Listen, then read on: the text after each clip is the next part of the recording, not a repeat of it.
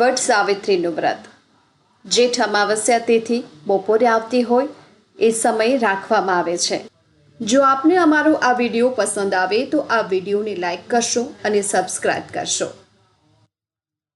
અને હવે સાંભળીએ વટ સાવિત્રીની વ્રત કથા. અશ્વપતિ નામે એક રાજા હતો. તેની રાણીનું નામ માલવી હતું. બેઉ રાજા રાણી ભક્તિવાન, દયાળુ, પ્રભુ કૃપાથી તમામ લૌકિક સુખોથી સુખી હતા. તેમ છતાં રાણી માલવી હંમેશા ઉદાસ રહે.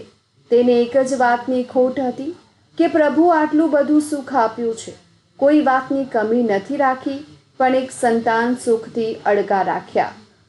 રાજા અશ્વપતિ રાણી માલવીને ઘણું આશ્વાસન આપે, પરંતુ રાણીનું મન માનતું નથી. એક દિવસ રાજાએ માલવીને કહ્યું, રાણી, આજથી જ હું સાવિત્રી દેવીની આરાધના કરવા જાઉં છું, અને તેમની કૃપા હશે તો ચોક્કસ આપણી મનોકામના પૂર્ણ થશે. આમ કહી રાજા ત્યાંથી ચાલ્યો ગયો. દૂર દૂર જતા જંગલ આવ્યું.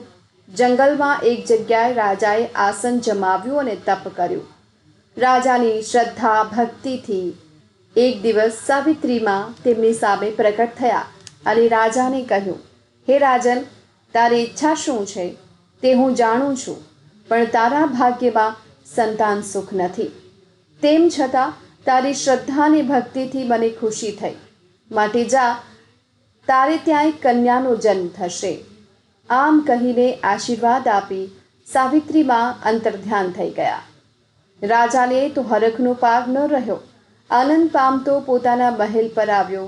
રાણીને બધી વાત કહી. સમયને જતાં ક્યાં વાર લાગે છે. 9 માસ પૂરા થયા. રાણીને ત્યાં એક સુંદર કન્યાનો જન્મ થયો. રાજા રાણીએ આ કન્યા મા સાવિત્રી માના આશીર્વાદથી મળી હોવાથી તેનું નામ પણ સાવિત્રી રાખ્યું. સાવિત્રી તો દિવસે ના વધે એટલી રાત્રે વધે, અને રાત્રે ના વધે એટલી દિવસે વધે. જોત જોતામાં રાજા તેના લગ્ન માટે વિચાર કરવા લાગ્યો. એક દિવસ સાવિત્રીને કહ્યું, બેટા, તું ઉંમરલાયક થઈ છે, છતાં આજ સુધી કોઈ રાજ્યમાંથી તારા માટે માંગવું નથી આવ્યું. તો મારી ઈચ્છા છે કે તું તારે યોગ્ય વર શોધી અને લગ્ન કરે. પિતાની ઈચ્છાને માન આપી સાવિત્રી દેશાટન કરવા માટે નીકળી ગઈ. પતિની શોધમાં ફરતા ફરતા એક જંગલમાં, જ્યાં રાજા ધૂમ્રસેન અને તેની રાણી શૈશ્યા તથા પુત્ર સત્યવાન રહેતા હતા, ત્યાં આવી પહોંચી. ધૂમ્રસેન આંખે અંધ હતો. સાવિત્રીએ જ્યારે સત્યવાનને જોયો ત્યારે તેના મનમાં સંતોષ થયો કે બસ આ જ મારો જીવનસાથી. પ્રધાનને વાત કરી. પ્રધાને રાજા ધૂમ્રસેનને વાત કરી. સાવિત્રીએ સત્યવાનને સમજાવ્યો અને મનથી સત્યવાનને પોતાનો પતિ માની પ્રધાન સાથે ઘરે પાછા ફરી પોતાના પિતાને સર્વે વાતની જાણ કરી અને પોતાની ઈચ્છા બતાવી.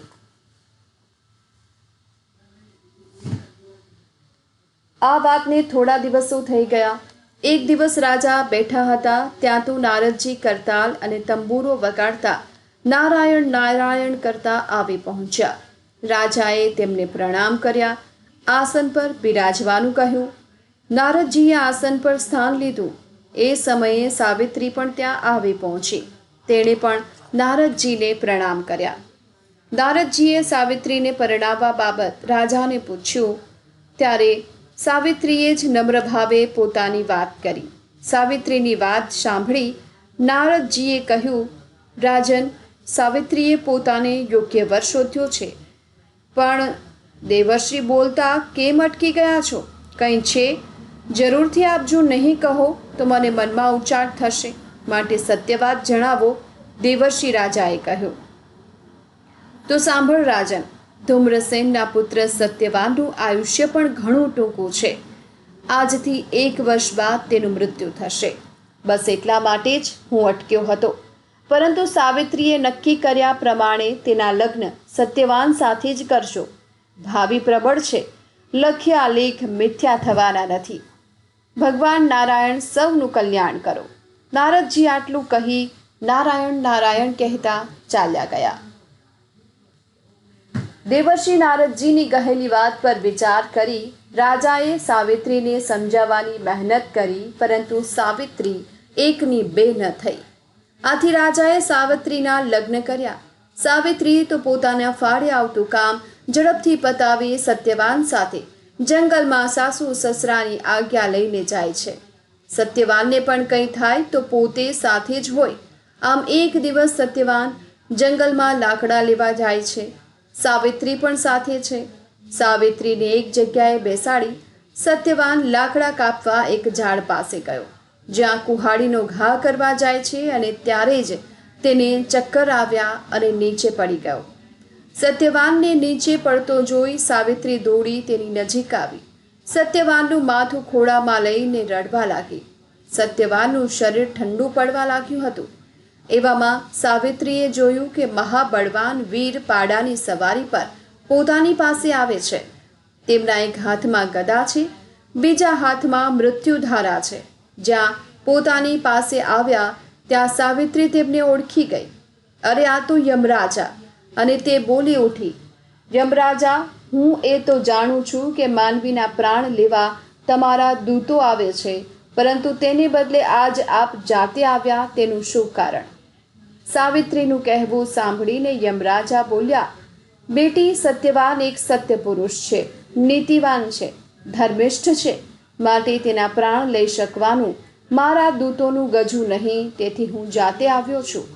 આટલું કહેતા તો યમરાજાએ સત્યવાન પર મૃત્યુપાશ નાખ્યો અને સત્યવાનનો પ્રાણ તેના શરીરમાંથી ખેંચી લીધો. સત્યવાનના આત્માને લઈને યમરાજા ચાલવા માંડ્યા. યમરાજાને જતા જોઈને સાવિત્રી પણ તેમની પાછળ પાછળ ચાલવા લાગી. સાવિત્રીને પોતાની પાછળ આવતી જોઈ યમરાજા બોલ્યા, દીકરી, તું ઘણી આગળ આવી ગઈ છે. હવે અહીંથી તું પાછી વળ. હવે મારી પાછળ આવવાનો કોઈ અર્થ નથી. હવે તારાથી મારી પાછળ ન અવાય. સાવિત્રી, હે પ્રભુ, મારી પ્રતિજ્ઞા છે કે મારો પતિ જ્યાં પણ જાય ત્યાં મારે તેની પાછળ જવું, અને સાથે સાથે આપ જેવા પવિત્ર પુરુષનો સંગ થયો છે, માટે એ સંબંધની દ્રષ્ટિએ હું પાછળ પાછળ આવીશ.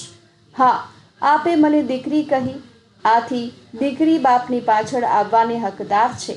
એ દાવે હું પાછળ પાછળ આવીશ. મહાપુરુષ તો પતિવ્રતા ધર્મને પાળવાનો ખાસ આદર્શ આપે છે અને તેને ધર્મ ગણાવે છે.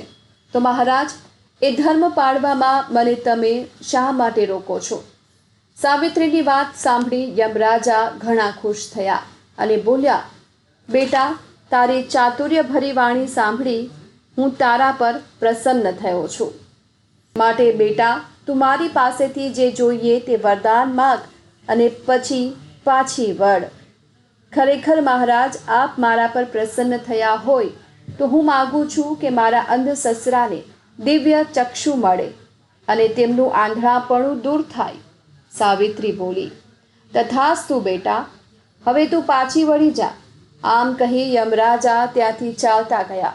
પણ થોડે દૂર ગયા અને પાછળથી જોયું તો વળી પાછી સાવિત્રી તો તેમની પાછળ જ આવતી હતી. તેને જોઈને યમરાજાએ કહ્યું, દીકરી, આગળ જતા રસ્તો ઘણો કઠિન છે, ખૂબ જ થાકી જઈશ, પાછી વળ.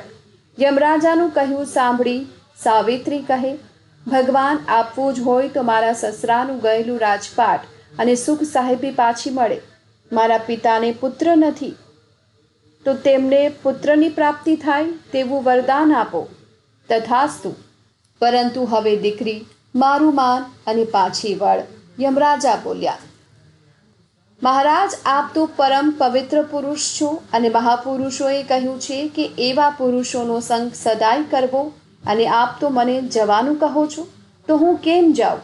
સાવિત્રીના આ મધુર વચનો સાંભળી યમરાજાએ કહ્યું કે દીકરી, આવી તારી મધુર વાણી સાંભળી મને તૃપ્તિ થતી નથી, પરંતુ મારા રસ્તે હવે તારાથી જવાય નહીં. માટે તારા પતિના આત્મા સિવાય હજુ પણ તું વરદાન જોઈએ તે માંગી લે અને પછી જા.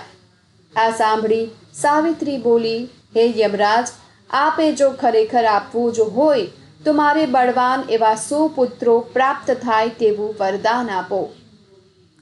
સાવિત્રીને ગમે તેમ કરીને પાછી વાળવા માટે ઉતાવળમાં યમરાજા ચૂક્યા અને બોલ્યા, તથાસ્તુ. દીકરી, એમ જ થાય. અને હવે તું પાછી વળ. સાવિત્રી બોલી, મહારાજ, હવે તો મારાથી પાછા જવાય જ નહીં, કેમ કે આપે મને 100 પુત્ર પ્રાપ્ત થાય તેવું વરદાન આપ્યું અને તે માટે મારા પતિ વગર અશક્ય છે. મારા પતિને તો આપ લઈ જાઓ છો અને તેથી હું મારા પતિ સિવાય કેમ પાછી વળું? શું આપને આપેલું વચન મિથ્યા જશે? યમરાજા બોલ્યા, સાવિત્રી, તે પતિવ્રતા ધર્મના બળે અને વાણી ચાતુર્યથી મને પરવશ બનાવ્યો. તારા સતીત્વની સામે મારી આજે હાર થઈ. દીકરી, મારું આપેલું વચન કદાપી મિથ્યા થાય નહીં. માટે લે, આ તારા પતિનું આત્મા આનંદથી તારી સાથે લઈ જા અને જા, તારા પતિનું આયુષ્ય 400 વર્ષનું કરી આપું છું. માટે સુખી થા, મારું વચન છે. કલ્યાણસ્તુ કહી યમરાજા અંતર્ધ્યાન થયા.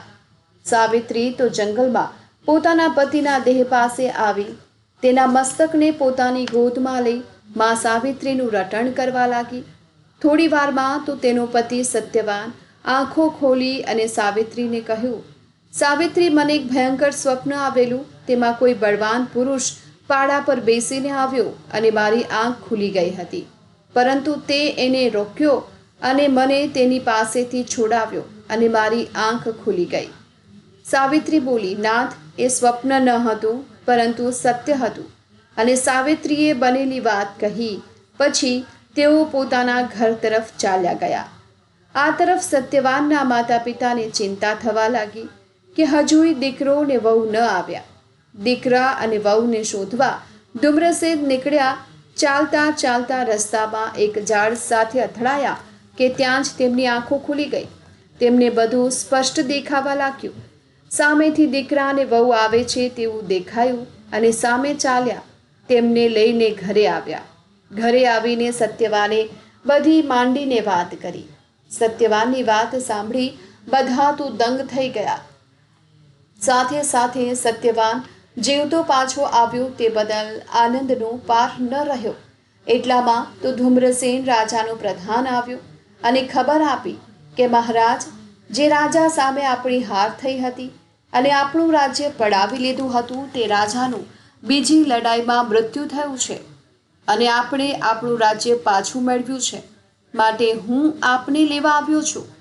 મા સાવિત્રી દેવીની કૃપાથી, સાવિત્રીના પતિવ્રતા ધર્મથી, યમરાજાના વરદાનથી સાવિત્રીને 100 પુત્ર થયા અને તેના પિતાને પણ ત્યાં પુત્ર થયો. આમ સર્વે વાતે આનંદ મંગલ થયો. હે સાવિત્રીમાં, જેવા આપ સતી સાવિત્રીને ફળ્યા તેવા આપનું વ્રત કરનારને, સાંભળનારને અને વ્રતની કથા કહેનારને ફળજો.